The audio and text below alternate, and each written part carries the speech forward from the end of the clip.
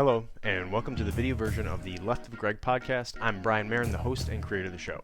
As always, I will be joined by human behavior expert Mr. Greg Williams, who the show is affectionately named after. On the show, we discuss different topics through the lenses of what we call human behavior pattern recognition and analysis. If you'd like to find out more about what that is, please check the links in the episode details and go to our website to learn more. Please don't forget to follow us on social media. The links are also in the episode details, and hit the like and subscribe button to help support our work. Thanks for tuning in, and we hope you enjoy the show. Okay, well, good morning, everyone. Greg and today's guest, Dr. Darian Parker, thank you so much for joining us today. Happy to be on. Nice to be with you both. We're excited to have you on. This is another introduction, another great introduction we got from Rena, our friend Rena at the Better Call Daddy podcast. So links are in the episode details. Everyone listening, always check her out. She's got some great discussions. We had a recent one too with Kevin. We'll get into all that stuff, but this is how we linked up with you. So we had a call with you the other week, and we all hit it off. And you're really cool background and interesting. So rather than me screw it up, I want you to go ahead and give us just a little bit about yourself and who you are and what you do. Yeah, Dr. Darian Parker, as Brian said, I've been in the health and wellness business for a little over 20 years.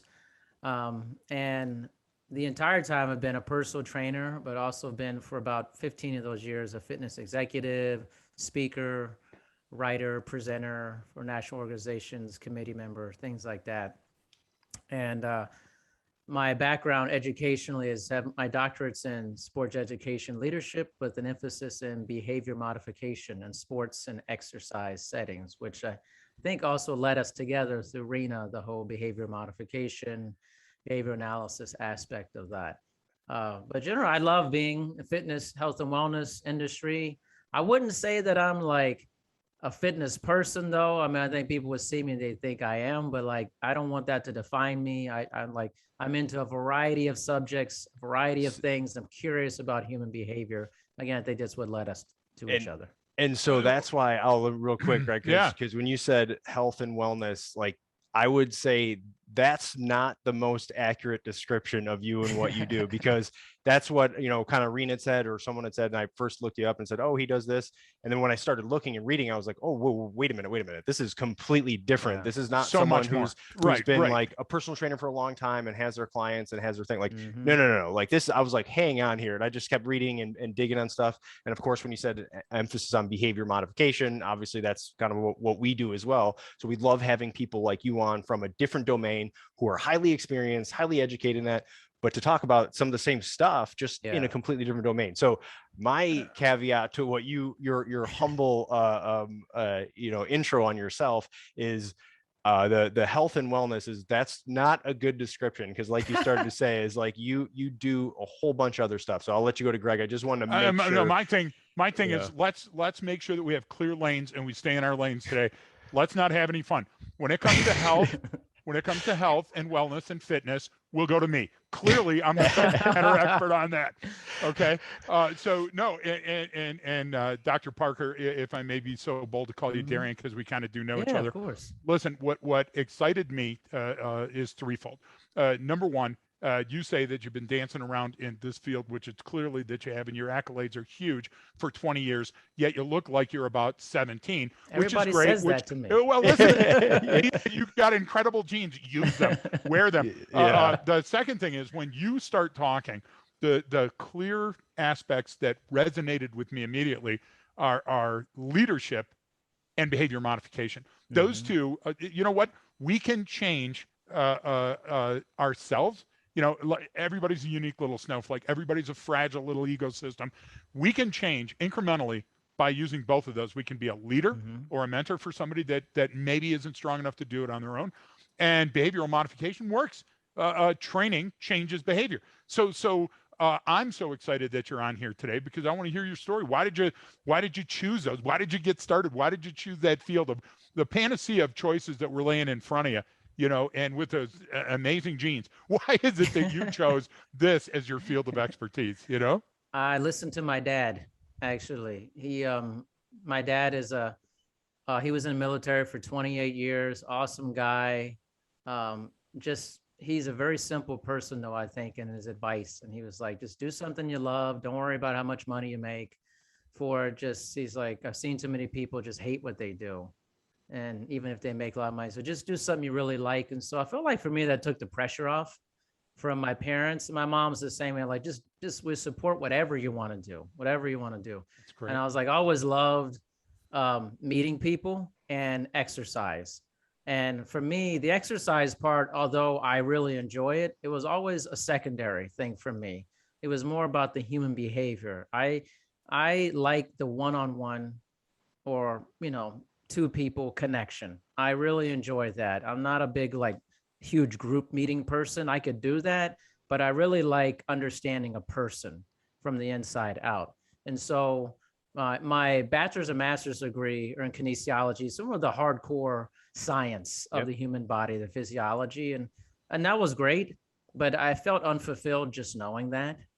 And I was like, I'll be working with people in this, but I don't think this is going to be the reason why people are going to change a lot. I think it's going to be what's going on in their mind and their spirit and the whole thing. And so I figured behavior modification was good. It's like, well, I'm asking people to do something that inherently is not natural for them to do and is not generally fun for them to do.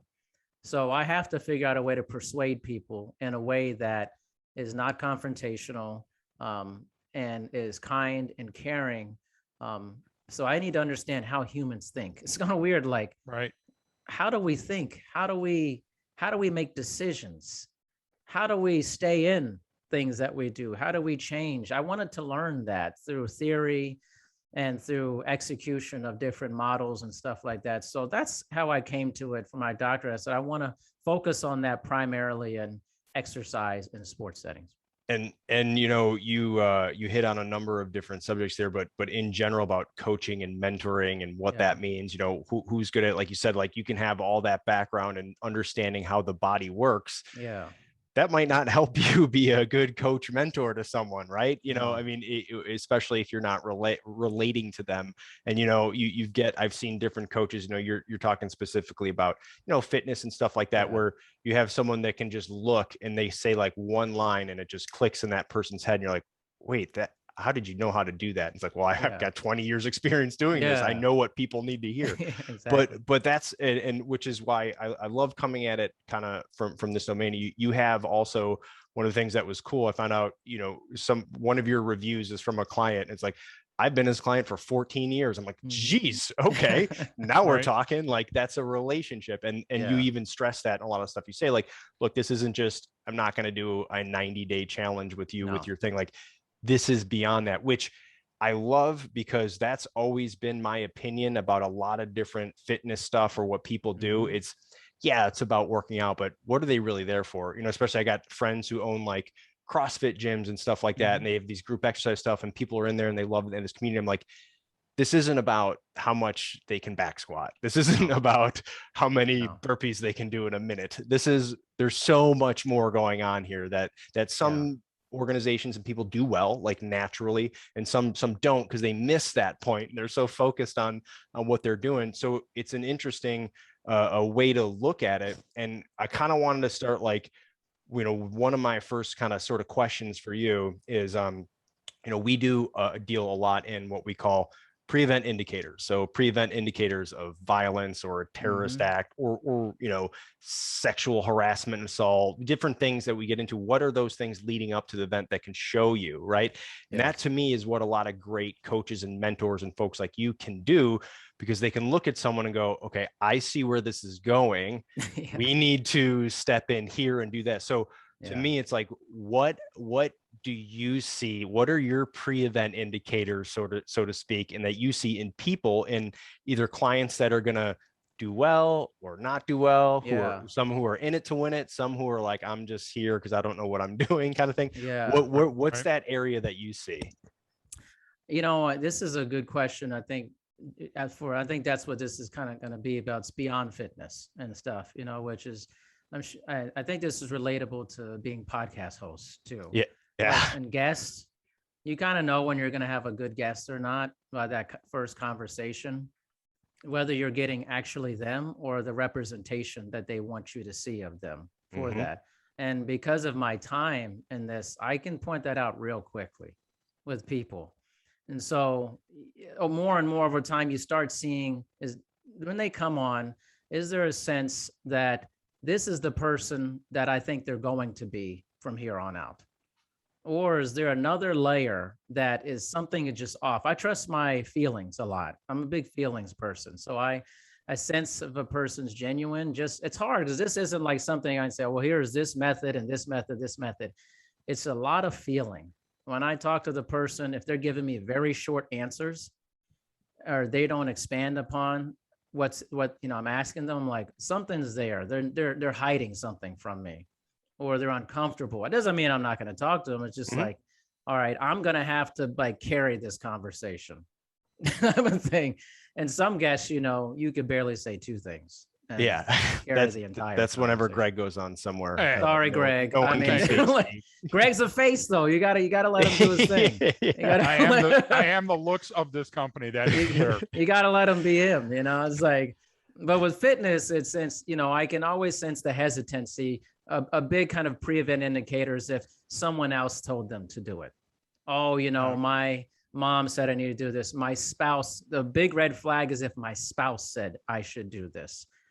That's not good. That means they're probably trying to be coerced into it. They have no value in the actual service, but because somebody else has value in it, they have tried to transfer that value onto them. That person is not going to do that service for a long time because they have no internal value for the service.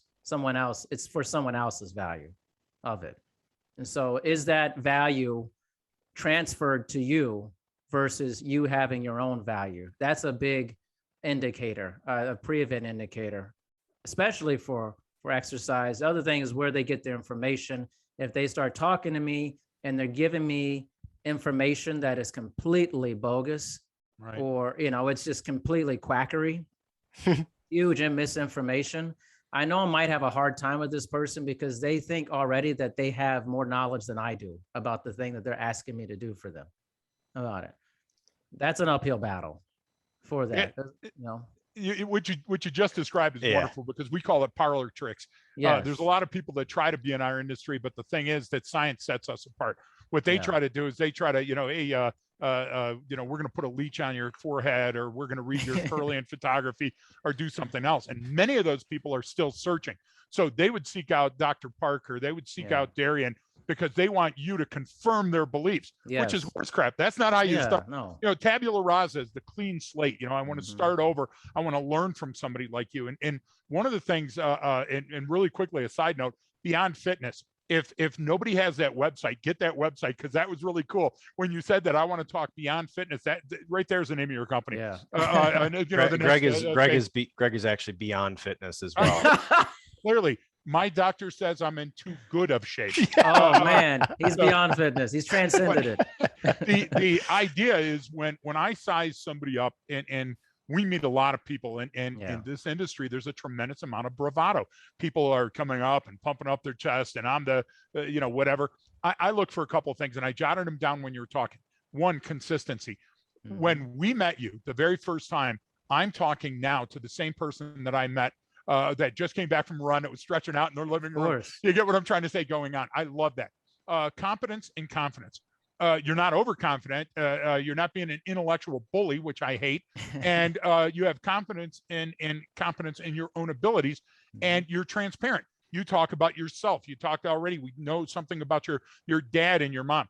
Those are the type of people that we find that can be a catalyst of change. They're the people that can be that coach, that mentor, that can show you, look, I'll tell you right now, I do one thing in my life very well. That's human behavior pattern recognition analysis. Every other aspect of my life is a mess. Just look at me. Just be with me for a few minutes and you'll see that. Greg. But, but the idea is that when I want to go to somebody, that's who I want to go to. Yeah. I don't go to the guy that sold me my flat screen TV at Walmart and go, I got this bunion and it's really been bothering me, and I want your opinion on my bunion, right?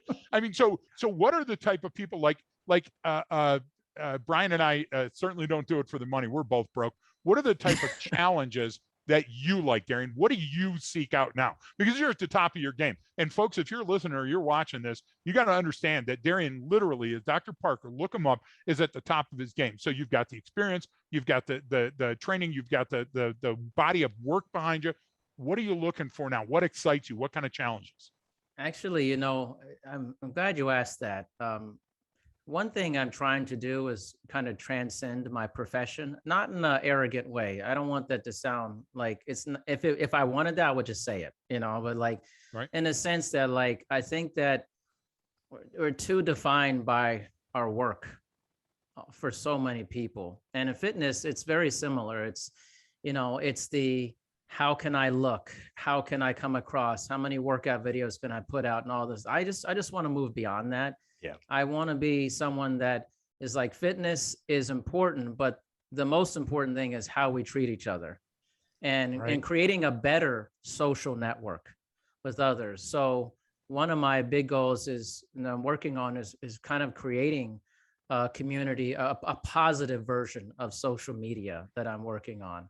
And that transcends kind of the negativity, the depression, the isolation that we're feeling for that, and doing something that really matters and makes a very large difference. I'm not saying that fitness doesn't matter, it does matter, but it's just one portion of health. It's not the, you know, if somebody's like, what is health? You know, when somebody's, well, I'm healthy. I don't like when people say that and they go, I'm healthy. I'm like, what does that mean? Right. Like, so do you have great personal relationships? You have good occupational health? Do you sleep well? Do you eat well? Do you exercise well? Do you have spirituality? Whatever it is, like if you don't have all of those things pretty centered, how are you healthy? Right. Health is a very generic term. So we need to transcend these kind of superficial terms of health and wellness and get down to the core of who am I? Ask that question. I want more people to ask the question, who am I? And be able to answer that. I love that. And this is, you know, you're at, you know, you're out in front of this stuff. And this is the way I've looked at stuff in different domains for a while too. I talked to one of my good friends, who was in the military for a while, does a lot of programming for guys going to different like selection processes. And works with a larger company and he does all their programming and that's him. He's like, you know, he goes head into everything, right? He went, you know, all about, you know, CrossFit for a while until he did really well at it. He goes, well, it's not really, you know, okay, I get that. Then he did Olympic weightlifting and just went all in it, and then went, you know, ultra marathon running, went all into it. And he's just trying to find, he goes, what is it that he's unlocking, what the human underneath it all. He was searching for himself the whole time. And when he finally found it, it's amazing, right? But you brought that up as like, you know, the fitness, correct me if I'm wrong, but it seems like you were looking at it like fitness part is a tool or a part of it's a part of a greater, you know, circle here. This is a big diagram and fitness is one of it, or maybe that's the pathway to get to this. But just like you talked about, oh, I'm healthy or I'm fit or I'm strong or I'm this. Well, what do you mean? Because I mean, I'm sure you see it the same way. Is one of the things I see in different fitness communities, you'll have people that are incredibly disciplined and work very, very hard. Whether that's for like strength and conditioning stuff, you're doing something or bodybuilding or whatever you get into. And I'm talking, they're counting every calorie that goes in their body, every rep and every set, and they're mapping it out and they got the diagrams. And the rest of their life is a complete and total mess. And you're like, what's the point? Well, what are you doing here? Like you can't hold a relationship, but like you look good with your shirt off. Like, what are we trying to do? That's not health. That's not health. But I don't want it to come across as like I'm talking crap on those people. It's actually the opposite. I think those people have all of the tools, all of the traits necessary to be successful in all of those other areas. They just haven't applied that same regimented way of doing it to others. Does that kind of make sense? Yeah, that's spot on. And Brian, what I think you're really talking about is a lexicon. I think that sports and fitness and health become a language. And you're familiar with that language. You can speak it fluently, right? Yes. So that gets you in the door. That gets people to answer the phone or answer the email. But now what happens is you've also found that it's a limitation. Now all of a sudden you're thrust in Portugal and you only know Spanish, you know, and somebody comes up and says, muito bon, and you can't even tie together that he's trying to give you a compliment. That's what happens when you're single-minded of purpose and you don't understand your relationship. Look, there's no difference between mindfulness and situational awareness. The situation you're in matters. The things you do and don't do matter. The words that come out of your mouth, the things that you watch and read, and how you communicate in your small span of control. And I love, Darian, that you try to influence those people in a small group, because small groups turn into big groups, turn into great ideas and last forever, right? But we find that as well. And we jokingly call it, people want a thing when they're really looking for a think with a K at the end, right? And so the idea is, I want to come to you because you're outgoing and you're good looking and you're in shape and you're smart. But what I don't understand is that all took work. And Brian, your point about that discipline should extend into other things that you do. The study, like I always counter it to be a samurai. And Darian, you're a true modern day samurai. So you love to paint, you love to write, you love to work out, all of these amazing things. Me, I love to cook, I love to eat. You get what I'm trying to say? I love sitting as an art. But the idea is, the more things that you excel at, the healthier, to use that lexicon, you are. So if we can change, like, for example, when we talk about mental health, I go high and right. I blow a nut, because we're separating normal health, right, to clinical health, to mental health. Well, what did that just make the person feel like? You get what I'm trying to say? Well, let's discuss your mental health. Oh, there we go. So I see that I'm the one that's getting pushed off the boat while the island, is further and further away. I'm always thinking of that, to shipwreck. People look at me and go, nah, maybe Andy's, if the plane crashed, we could use them, but certainly not for paddling. So knowing that you're a modern day samurai, what kind of life messages, other than your work, which exemplifies who you are, but what kind of simple life messages did your dad tell you? Did your mom tell you that you're still using today? Simple things like training changes behavior are things people can get behind, and they're not just platitudes. They're ideas. What's your fundamental principles about that? I think one of the big things is like embracing conflict is important, especially if you've been in any significant relationship in your life, and specifically if it's a long-term relationship, you're growing with another person, there's going to be conflict. And I think you have to embrace it, because a lot of the change comes during the conflict with that. And also how you argue with people. Learning how to argue with people is very important. It's a skill, and most people, they have poor argument behavior because they never learned how to argue, or they learn from whoever they grew up with, right? So if somebody shouted and yelled and was violent, physical, that's their behavior. That's how they have modeled arguing. And if you learn how to argue appropriately with logics and fact, and you embrace conflict, you're going to grow exponentially from that. So I never shy away from that. If it's like an issue, I'm like, okay, we need to talk about this. We need to be calm about it. Let's state what's going on here. And I never try to create defensiveness through being offensive with people. Whenever you go on offense against somebody, it creates defense.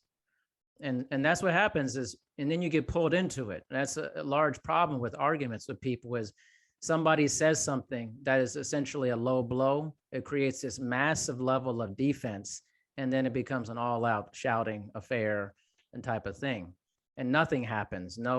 There's no hearing of what's happening, things of that nature. So I think growing up, I saw my parents, they're always very calm with each other. They talk things out. They set a good example of hard work ethic. Clearly it was my dad in the military, chain of command, asking for permission, understanding your role in different things. And I'm sensitive to that. I had the fortune to grow up in that. I understand that a lot of people did not. I can't even imagine the difficulties it is growing up without any rudderless. And without that structure. Humans need structure badly, especially adult humans. Children, of course, but adult humans think they're beyond structure when you need it badly in order to be and to move higher in society and to do the things that you want. You need structure, and trying to destroy structure, I think it destroys the self. No, that's incredible. I love the way you put it, and I totally agree. Especially adults need structure Badly. or more structure. And with kids, the way I look at it, I got a little a 9-year-old insurgent at home, and she's she's incredible. But like I look at it as I try to give her left and right lateral limits. Like you stay within these lines, and then you explore whatever you want, right? Because they got to be a kid and learn that, right? But me personally, I got a list of things I have to do. I have a timeline. I have this. If I don't set those things up, like I need to have that strict structure, not, well, I'll get this stuff done this afternoon. No, I have to have it. So it's funny because like adults definitely need that more than even kids. But your comments about embracing conflict are, I love the way you put it, and learning how to argue and stuff. We grew up a little bit differently with how we solved issues in our house. There's a lot of yelling and alcohol involved, but I had to, like you said, I had to learn. And we always say people teach you how they want to be treated, and you teach other people how you want to be treated. So I had to learn from other people in my life, and that embracing conflict is not unlike when we hear get comfortable being uncomfortable, all that stuff. But to really do that, man, it's a big ego check. It's a humbling experience. And I love it too. It's like anytime I get in some argument or something with my wife, like afterwards, like I love it, because we went, man, we just went through that, and like we are now better for it. We are now, it's like, we chiseled away a little bit of that stuff we didn't need, and we're getting to that pure stone right there. You know what I'm saying? And that's a great way to look at it. Now it sucks in real time when you're trying to do that. Of course. But I've been able to learn the same thing, like you're talking about, in the back of my head, go, okay, this needs to happen. This has to run its course.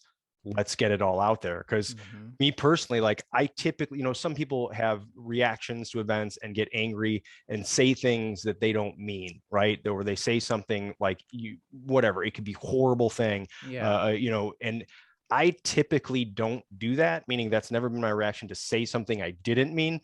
So when I first remember like hearing someone say something to me when they were angry, we were arguing, I'm like, that's the most effed up thing I've ever heard. Like, how could you possibly say that about me? I would never think that about you. But I had to learn, like, oh, when it comes out of me, I usually mean it. So like, don't ever go to that extreme. I argue differently. And so it's just learning all that stuff is tough. So I like the way you articulate it. But can you give me an example or tell me, how do you do that? What does it mean for you to embrace conflict? Like when you're doing that, like how do you do it? One, I just try to stay really calm about it, which can be angering to the other person, because they want you to kind of, why aren't you taking this as seriously as I am? Get upset like I'm upset. I'm like, well, I am upset. I just not gonna like, for me is like, there's some things you can't take back that you say. And I never, not to this day, I've never said anything crazy to anybody that I felt was like the final blow, or to my spouse where it was like, they're never going to forget this thing I said to them that really hurt them. I don't think my wife would say that I've ever done that with her. And I'm very careful about that, because there are certain things that are just like difficult to come back from, and they feel insurmountable. So I want to make sure that I'm approaching any situation, one, that I'm very calm. I think about if I need some time, I step away. I mean, people hear that, if you need some time, step back. I'm always thinking too, like I think of the consequences first before I do something, which is the opposite of a lot of people. Is do things, the consequence is, well, I can't believe this happened to me, type of thing. For me, I think if I do this, these are the possible outcomes of my behavior.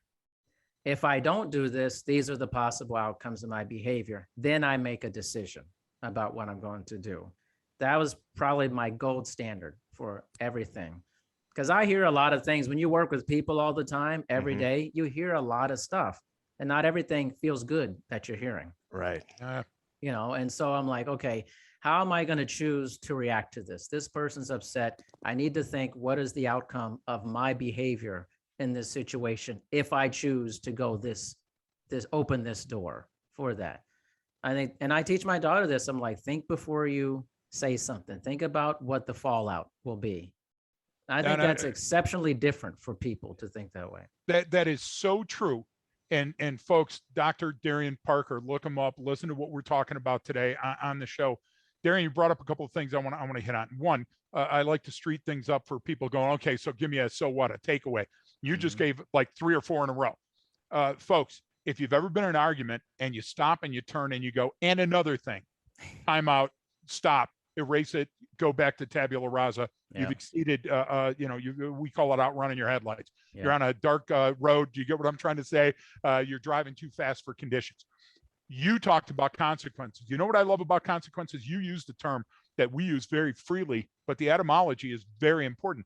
You said, if you're on the offense, being on the offense means that our terms are offensive, and we don't even think in that context anymore, do we? So here we are, and I'm imagining pictures that came out over the last 18 months of groups of people, necks strained, toe to toe, nose to nose. Okay, where's our efficient communication? There's no efficacy of communication because we're there with the and another thing. And what that is that's the hate, the bile, the vitriol. That's all the things that we're carrying with us with our cup. Okay. And it's like this elusive water balloon, right? And we're, I'm almost going to lose it. And I'm in pain. So let me tell you something, Darius. If I'm in pain, by God, you're going to be in pain. And let me just unleash. Okay. One, we have no consequences, and sometimes we can't unring that bell. Next thing, that gets on the news. And the next thing is we have a show called Dr. Pimple Popper. We've got 90 Day Fiance going the other way. We're just going to meet this person. We're going to marry them. And then we're going to see how they do in a ball full of cats rolling down a hill. All of that is useless, nonsensical horse crap. I think you got some new ones in there, Greg. We got to go to a studio. Greg, this is amazing. Should I write any of these down? But the idea is Darian, you're saying that we can have a calm, rational communication about things, and we can still walk away from the negotiation table in complete disagreement, but we can still be friends. And I can still understand your point without taking your position. When did we lose that? So the minute that we talk, first of all, Rena is magic. Anybody that doesn't know Rena Friedman Watts, what she is, she's like a portal to another dimension. Don't think of her as a human, because she's not a normal human. What she is she sucks you in with that smile, and then the next thing she shoots you out and goes, go do great things, right? So when we talked, when you and I and Brian talked to see if there was a great fit and we'd be able to talk, within the first couple of minutes, Brian and I are texting each other, oh my God, we got to get him on the show. Why? Because you have structure in your life, and you understand that absent that structure, you would be a jellyfish. You understand that you have to work towards goals. Absent hard work, you are nothing. You don't let the situation define you. You define a situation and use scientific process to break it down. How do we, because people ask Brian and I this all the time, how do we put those gems on a drop that you can put on your tongue and be smarter tomorrow? Isn't that the gold standard? Isn't that what everybody wants from you? How can I take uphill and be better tomorrow?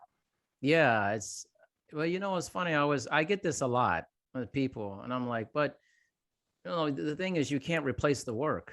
I mean, you just can't. And like, you may think you want a world and a society that makes life easier for you on every single element. You don't have to work, but then that's actually leads to loneliness and isolation, because if you have to work for nothing, what is your life about on anything?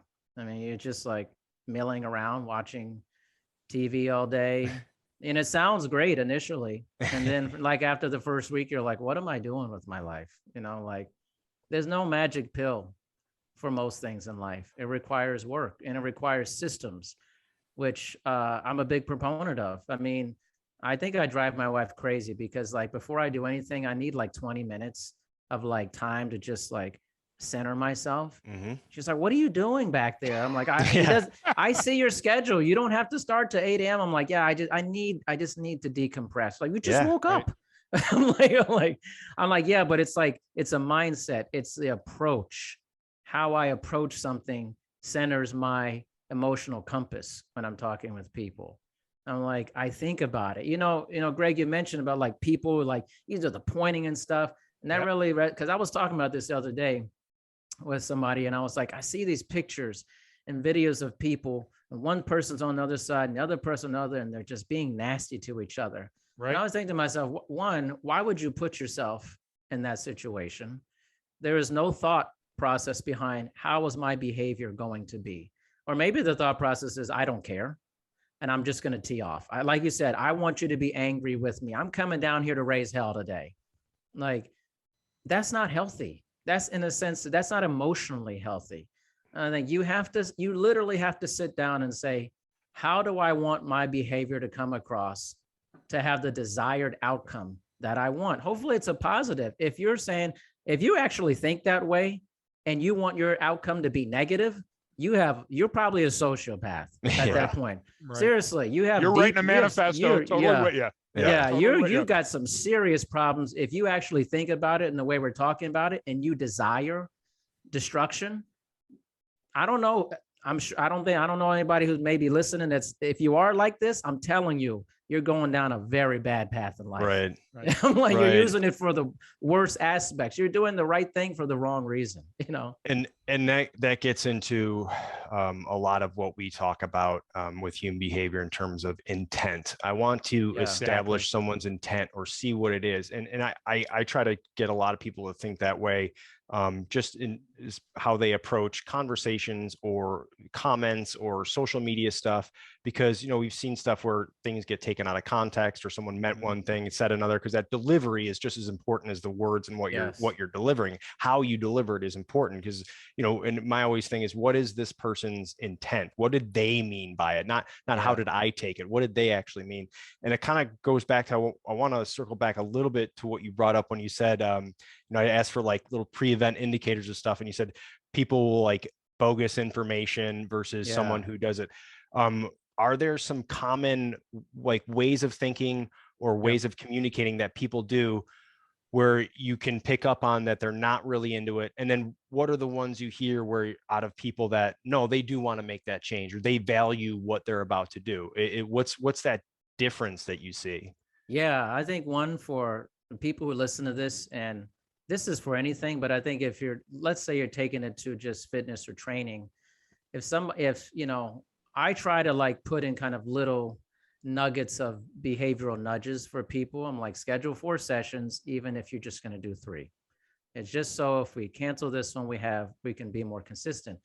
But if a person tells me, well, I only want to do once a week, and I got all this stuff going on in my life, somebody's moving into my house, I got my family moving in, my daughter's having a baby, but I'm like, oh, this is chaos. I'm like, this isn't going to work. Already they're telling me the reasons why they're not going to do it. They're telling me. Versus the other person who is like, yep, my significant other is very supportive of this. I have time. I'm going to schedule it in my calendar to make sure I'm accountable to this.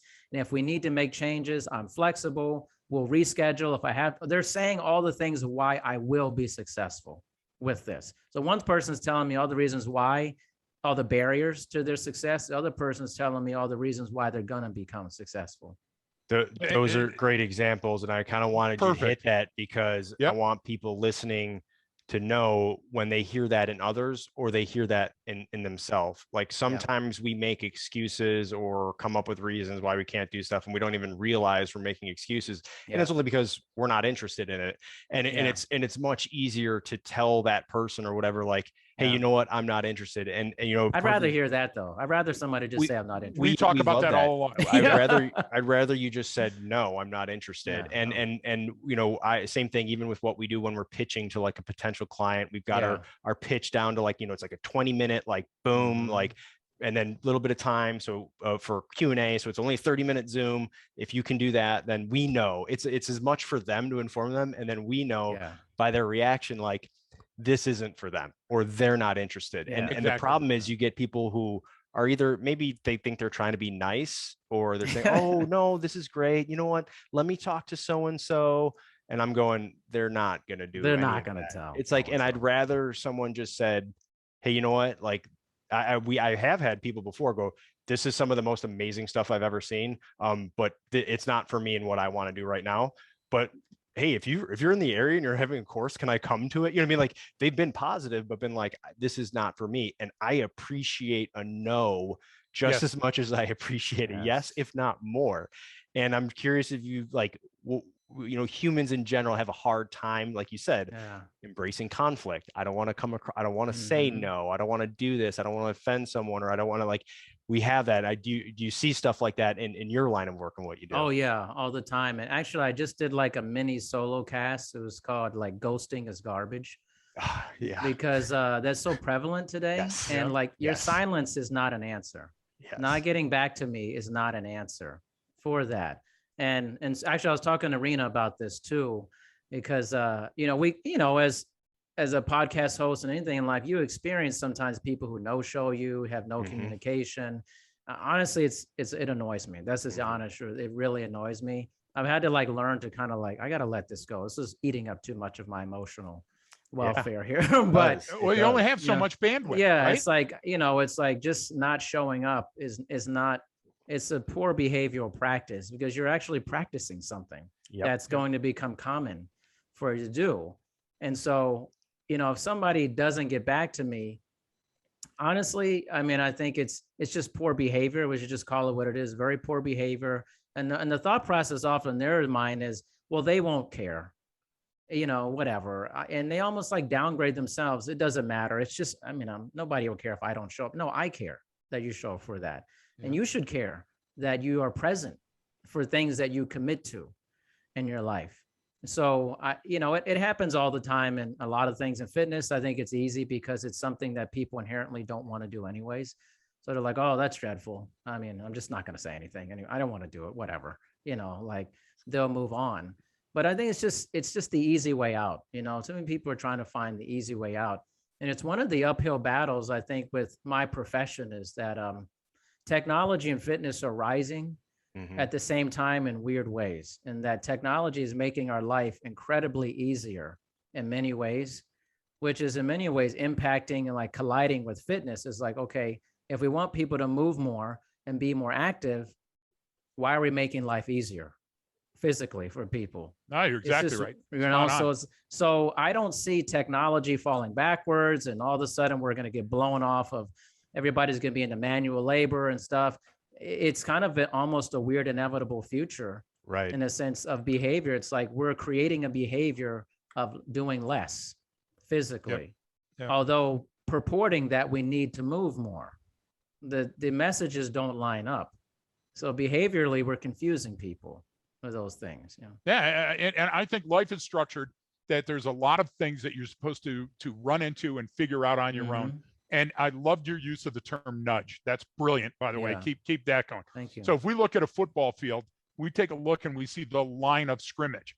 So that's where the dissonance is, right? Yes. And on one side, we have the offense, which can become offensive, or the defense, which can become defensive. If we go through that scrimmage, we could get to the goal.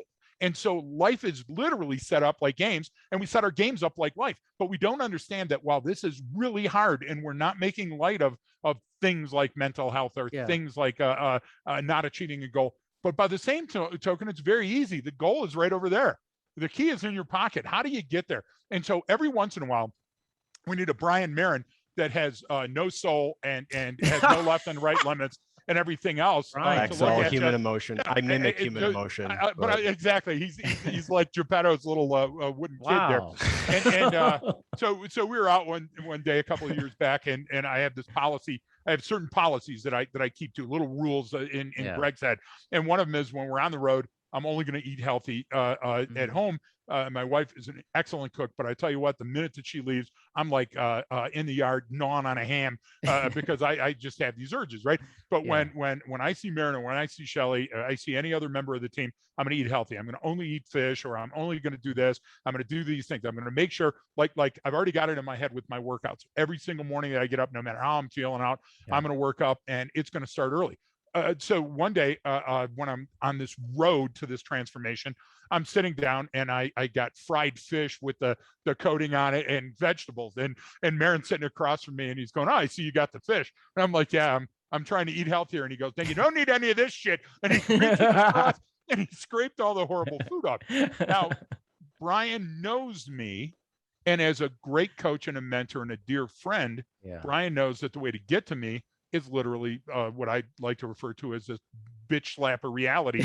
And I don't mean anything by that, but he comes across and he's laser focused of purpose, and he doesn't mean it in a harmful way. He's never mean to me. He's just blatantly obvious Yeah. And those lessons, I look down and I kick the ground for a few minutes, right? But then I dust myself up and I get back into the game. Now, the reason I said that is not every dojo is for you. Not every diet plan is for you. No do you see what I'm saying? So I would tell people that would come to me for karate, listen, you need to spend as much time searching for the right dojo as you do trying to, the road to the black belt. How do you deal with that? How do you, because I don't know a better way of describing Brian's tenacity. How do you get people's attention when and they Brian's really... soullessness? Apparently, I mean, no soul, but it's okay to mention it because everybody in his life knows. I didn't know. No everyone That's why there's no background. Well, look at the background. The reason his background is blurry is that it's flames, coming up. It's just devoid of goodness. What is this? I take he's good. Direct approach with people I know, and it comes across sometimes as like, wow, you're really being a dick here, and I'm like, no, oh, you just like, no, remember you said this and you weren't going to eat that, but now you are, so I'm just confused. Did I hear you wrong? And people are like, Jesus. And that's when I cry. And I cry a lot when I'm around Brian. I just want to make sure I'm not the one who's wrong here. Okay. And they're like, wow, now I'm not hungry anymore. So hold on before you go on with that. And Darian, I need to know, but soulless Brian, we're out and we're running during a scenario, and he looks at me and he goes, Greg, you're not really running, you're just moving your arms faster. Okay. Those are the type of gems that keep me, soulless Brian keeps me motivated. I love that term. Not all dojos, basically, for everybody. It's like, I don't think I'm for everybody. I've told a lot of people that I'm like a marriage trainer. Like, I want to be with somebody for a long time. My business is like 90% of people have been with me between like 10 to 15 years. It's incredible. And I think it's because of the human behavior element of it. I focus on the companionship and compassion element of it.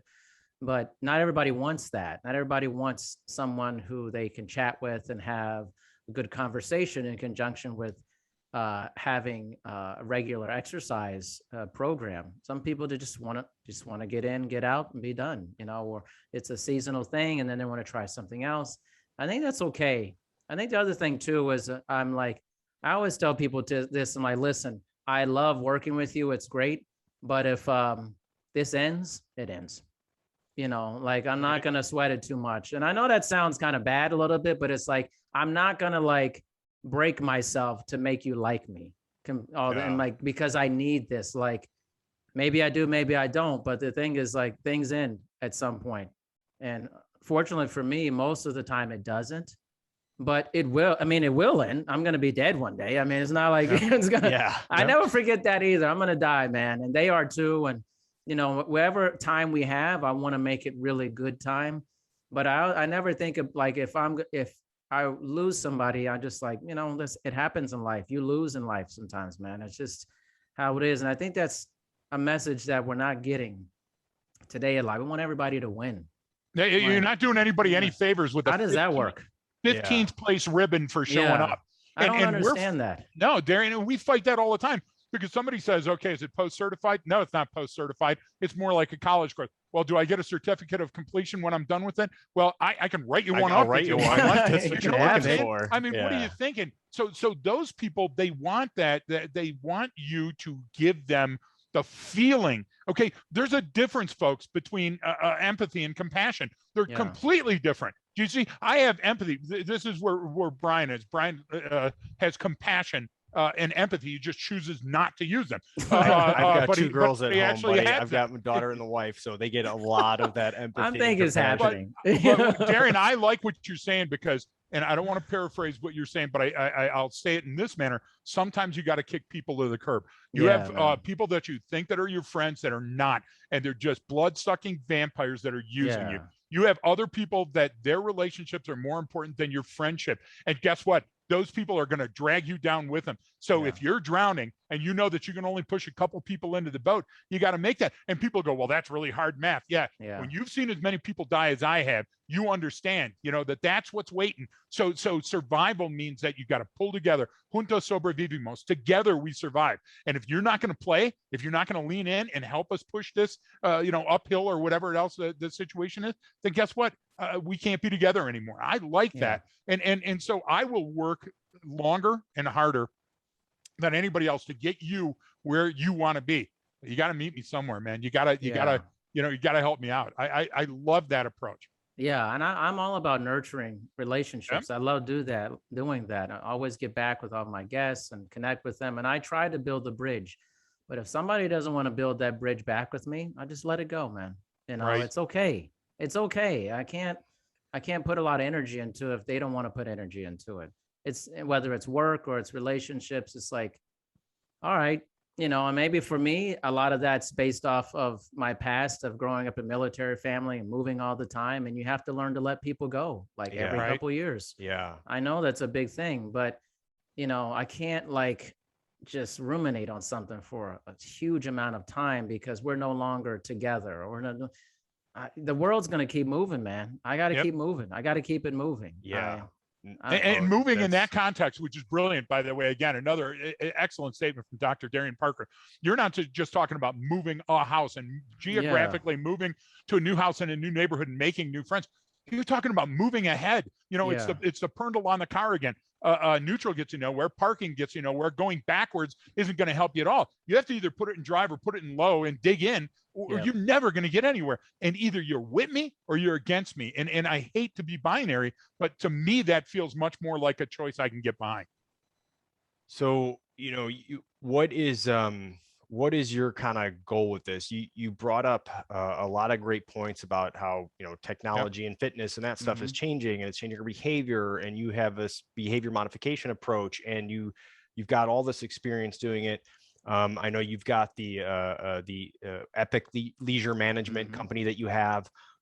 So in, big picture, what's your goal with what you're doing? What would be ideal for you? What are you working towards that you think people need right now? Because, we've been talking for 50 minutes so far. And this is why I had that caveat at the beginning about you being just in health and wellness. Like we haven't even talked about working out or anything, right? We were just talking about humans and behavior because that's what it's really about. And I love it when some people see that as a tool to get in there. But what are you trying to do with this and everything that you're working on and working towards and fostering these relationships? Like, what is your goal with it? What's funny is like, I don't think I have like this, like penultimate, like once I reach this will spread to the masses. I don't have any of that. I think it's just like, my goal is to just kind of dink and dunk my way through life with people. Have one conversation here, another conversation there, another conversation there, and to create seeds all across the planet that I want to be remembered for somebody that actually cared about people and wasn't just taking from people all the time. And so every conversation to me is another step in a sense of enlightenment for me. I want to honestly just become a better person. That's my goal. It's simple. I know it sounds like cheesy kind of thing to a lot, but just want to become a better person. And I believe you do that by talking to a lot of people regularly, getting different points of view, and also being kind to people. I want to, again, this sounds like Hallmark cards. I know, but I want to spread being good to other people because, you see it as much as I do. Yeah. What you see is a lot of divisiveness, a lot of friction. I want to get rid of friction is good in life. There's good to have friction in certain points in life. But I think that we need to step back and see each other as human beings, actually, and see each other as people who are just different from each other, and that's okay. But we have so much gold to give to each other, so much knowledge that we can share with each other. And so every person I talk to becomes another person in my network. The ultimate really thing is just to create a large group of people that I can connect with. And if we need each other for something, we can just call each other. We can text with each other.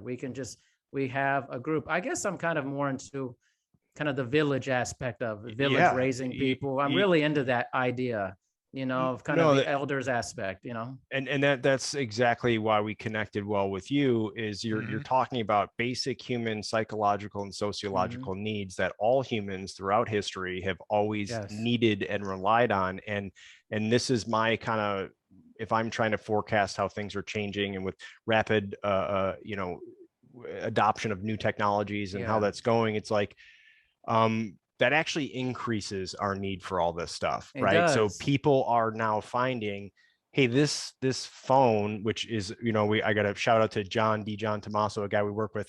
He doesn't call it his phone because, one, you rarely use it as a phone, right? Yeah. Your iPhone, but he calls it this is your teacher, because it's teaching you, whether you realize it or not, it's teaching you behavior. And I'm like, that's genius. But the idea is there's now more of a need for these type of things that we're talking about than there has been before, because we had all that stuff, right? We had groups, we had this, but because we become so focused and we have this, create this life on social media, that, I mean, we're missing all of these very basic key elements, and we go about it in different manners. So you're talking about literally the same. When we talk about some of the things we do, we literally go, hey, here's what that means psychologically, physiologically, and sociologically. And that's literally everything you just described, and how we have those connections and moving forward. And one of the sayings, of course, it came through, during COVID, is obviously exasperating a lot of these situations. It's showing people what we're missing, because we don't have good coping skills as a society as a whole. Not just the health concerns about it, but we can't handle this adversity very well together. We're not banding together, because some people like to say, hey, we're all in this together. And my father would always remind me, well, we're all in this at the same time. You know what I mean? And I'm like, you're right. But if we could see it as we're all in this together, I think a lot of, like you talked about, that petty divisiveness, political issues, a lot of that stuff will go away if we can look across at each other and go, oh, wow, you're a stressed out human being just like I am. Oh, okay. High five. Let's figure this out. That's the I don't want to name the Navy SEAL that brought it up, Brian, but a great Navy SEAL that Brian and I work with, that we love and respect and admire, said the difference about what Greg and Brian bring is they're always talking about the similarities, not about the differences. Because if you want to sit there and bring up the differences all the time, you get a laundry list of just argument points, right? And I would caution everybody listening, think of this for just a minute. A diamond, great pressure over time creates diamonds. A pearl, a great amount of friction, a very small pebble of friction over a long period of time creates a pearl. And those are things that we want. We want those as our goals. But if you go to the store and buy a clam or an oyster and just start banging on it with the 20-pound sledge, you're not going to get the same results. So it's going to take the gift of time and distance, and it's going to get sometimes calling somebody. This is part one of suicide prevention. Have that network of friends that you can know, that you can call. If I'm ever having a bad day, I leech on Marin, because I know he's going to be laser focused in his response, and he's going to tell me what's going on. Darian, you became my friend a week ago, and you're going to be my friend for the rest of my life. Yes, sir. And I know that I can always reach out to you, and that you're going to give me some sage wisdom and advice. This is what helps. This is where that tribe needs to be. Brian, what you're talking about too is the reason that there's so much trouble with COVID is we're thinking of the United States or the world as our tribe. We can't start there. That's too vast. Even our brain, that's like laying on your back and looking up and say, see that star? What are you thinking? You can't do that. We got to start small. We got to start closer to home. And I think that incremental change will get us that pearl or that diamond. No doubt. So you, when I went to one of your pages, like the first word in one of your blogs, whatever you're writing, was accountability, and I was like, all right, this guy's got me. I'm in. So very much into that. It's an issue, and we all struggle with it in different ways. And one of the things I always do is, is I try to, anytime there's a situation, whether it's I get, a briefing that we did that didn't go well, or I didn't get a back from a client, or I get in an argument with my wife, or something happens, I'm like, all right, one of the first things I try to do is like, how is this my fault? And I kind of do that list of like, did I cause this to happen, or what was the situation? And that's what it's easy to do it in some ways, like, hey, you know what, my bad, I screwed up. But then when you get into a lot of personal areas, it's like that transferring that over, you go, no, it's not my fault. My wife and I got in an argument. When it's like, is it though, Brian? So what are the steps you take for accountability? How do you keep yourself accountable? I think it just, again, systems. I have a lot of systems in place that keep me being on track. I don't know, I'm not a person that flails about different things. And it's like, well, I don't know. I'll set these appointments up and I'll do it this way, and maybe I'll think about it. I'll redo it later on. I'm not a do it later on a person. I'm like, oh, it happened tonight. Now I need to take care of this right now. I need to get it done. And then just have good people in my life who help keep me accountable. That's a big part of fitness is I think for a lot of people that work with me is they like the accountability. It's on the schedule. They know that we're together. and we're leaning on each other with that.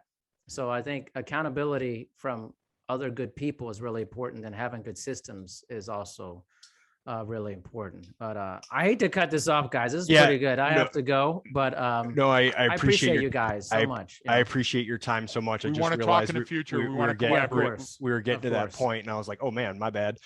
So I appreciate your time, Dr. Darian Parker. We're going to have all the details in the episode details. We're going to have links to so they can find you. I'll give you the last word if you'd like for some sage advice for anyone, or some message that you'd like to get out. Yeah, just be good to each other. Look at another person and realize they're just like you. I mean, they have a mother, they have a father, they have a brother, a sister, or they're taking care of someone. See them as another human. Don't let your humanity be pulled apart. It's what makes us unique in the universe, our humanity. So remember that. I appreciate it. Those are great words. Don't forget, everyone, that training changes behavior.